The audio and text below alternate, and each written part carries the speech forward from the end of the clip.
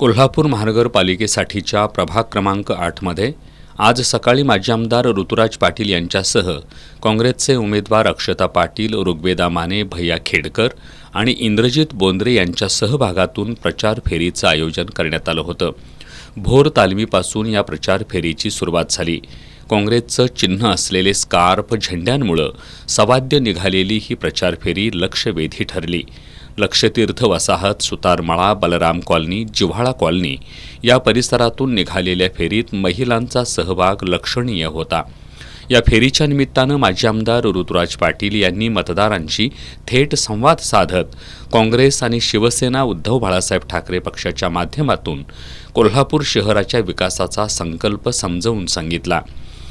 या प्रचार फेरीत राजेंद्र मोहिते, बंडा कोळापटे, अवी सावरतकर, ईश्वर लोखंडे, केतन खोंडल, बाबू खेडकर, दिलीप गायकवाड, अशोक गोलंदाज, उषा मोहिते, लक्ष्मी कोळापटे, साक्षी खेडकर, अमृता खेडकर, मयुरी खेडकर, अंजली कोळापटे, प्रियांका कोळापटे, संगीता अडुळकर यांच्यासह कार्यकर्ते आणि स्थानिक नागरिक मोठ्या संख्येनं सहभागी झाले होते.